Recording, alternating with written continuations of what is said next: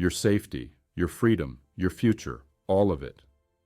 If seeing those lights in your rearview mirror makes your heart stop, that's not just nerves, that's a knowledge gap. And today, I'm going to show you how to fix it. Welcome to Survive the Encounter. I'm a retired law enforcement officer and a criminal law instructor. Most people try to navigate the legal system with advice they heard from a friend or saw in a movie. But that's not a strategy. That's a gamble. Here, we do things differently. We combine real police tactics with constitutional truth. This channel isn't about roadside debates or legal theory. It's about practical, powerful knowledge that changes how you interact with the law. We're building a resource library. Whether it's understanding the specific case law behind a traffic stop, knowing your rights in your own home, or analyzing real-world encounters to see what went right and what went wrong. Here's the truth. The side of the road is not the place to litigate your rights. The courtroom is. But you have to survive the encounter to get there. All right, let's begin. We prioritize quality over quantity. Every video is designed to give you the tools you need to protect yourself and your family legally and physically. So click subscribe and turn on notifications. Don't wait until the lights are flashing behind you. Know the law before you need it. Most people think the First Amendment is just about newspapers and politicians. They're wrong. When you are standing on the side of the road with blue lights behind you, or filming an interaction on a public sidewalk, the First Amendment is actually your primary weapon against an unlawful arrest. But here is the trap. You have the right to speak, but you don't have the right to interfere.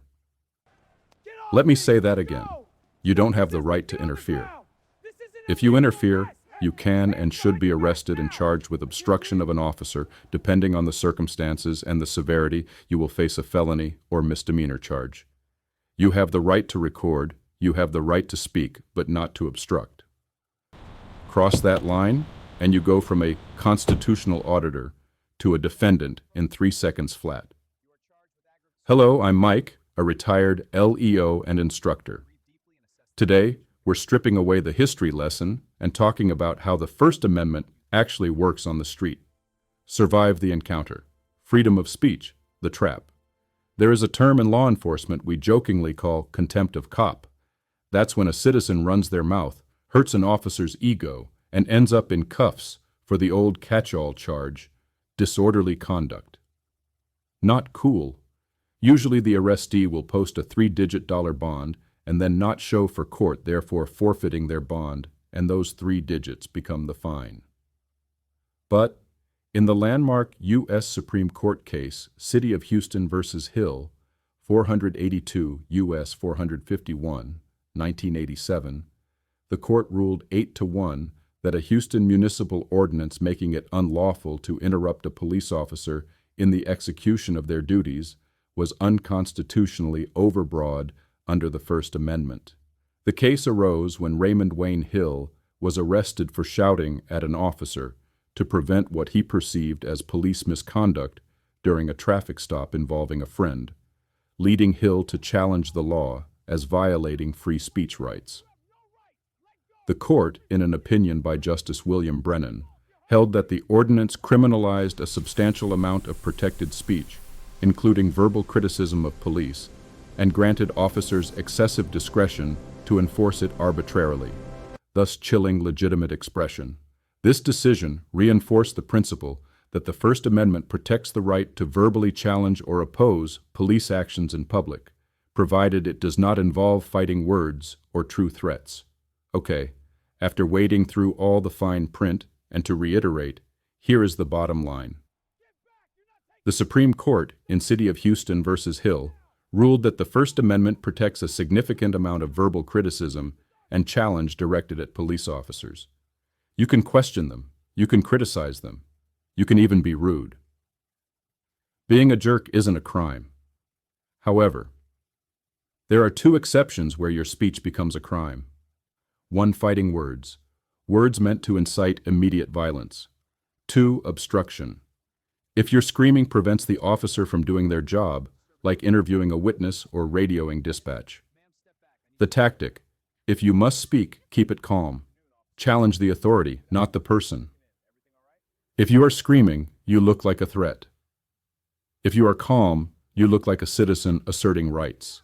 Freedom of press, the camera. In February 2026, you are the press. Every federal circuit court has recognized a First Amendment right to record police officers in public spaces. I'll repeat, public spaces. This was solidified in cases like Glick versus Cunefe. If an officer tells you to turn off your camera for officer safety, that is generally an unlawful order, provided you are not physically interfering.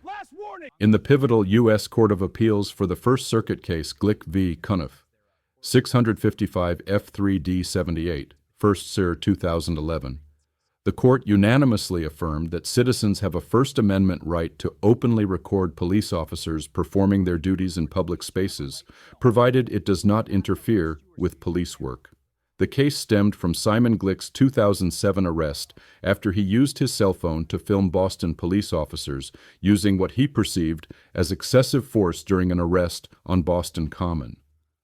Officers charged him with violating Massachusetts' wiretap statute, disturbing the peace, and aiding a prisoner's escape, but all charges were later dismissed. Glick sued the officers and the city of Boston under 42 U.S.C. Section 1983, alleging violations of his First and Fourth Amendment rights. In an opinion by Chief Judge Sandra Lynch, the court rejected the officers' qualified immunity claim, emphasizing that gathering information about government officials in public is a core First Amendment activity, akin to journalism, and that the arrest lacked probable cause, thus violating the Fourth Amendment. This ruling has been influential in protecting citizen journalism and oversight of law enforcement. The tactic: distance is your friend. If you shove a phone in an officer's face, that is interference. Now, it's officer If you safety. stand back 10 feet, hold the camera steady, and remain silent, that is journalism.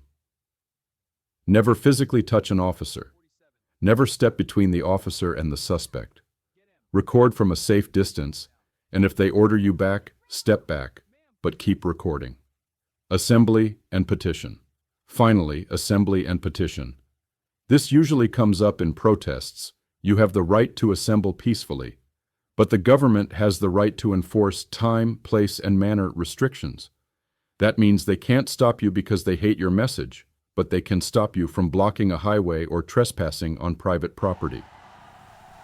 The tactic: know when a lawful assembly becomes an unlawful assembly. Once the police declare an assembly unlawful and order dispersal, your First Amendment protection evaporates in that moment. Disperse immediately. Staying This is an behind to unlawful make a point assembly. usually just makes you a Right to be here, jagged you're entry in hurting the us. arrest Move log. back now. We are peaceful. In summary, let's recap the rules of engagement for the First Amendment. Speech. The First Amendment You can protects your right criticize to film police, but in you public. cannot threaten Courts or have upheld obstruct. this in cases like Glick versus Press. Cunefe. You can record, but you must maintain a safe distance. Mindset. Rights are like muscles. If you use them It is your wildly, right to you record hurt the yourself. police. Peaceful Use them protest with is not precision. obstruction. Stand up for And your it's rights. extremely important to know the criminal statutes and case law. So, educate yourself. In the next briefing, we're moving from the First Amendment to the Fourth Amendment. We're going to talk about when an officer can legally open your car door without your permission. You don't want to miss that. Stay safe and educated. Throughout my extensive career in law enforcement, I frequently relied on what many in the field refer to as the Law Enforcement Bible, the criminal statute book, alongside pivotal case law decisions from federal and state Supreme Courts. These resources shaped my understanding of legal principles and their real-world application. If you have a specific question or would like me to explore a particular law or ruling in more detail, please drop a comment below. I'll do my best to address it in future videos. Thank you for watching, and don't forget to subscribe to stay connected and never miss an update on essential legal insights.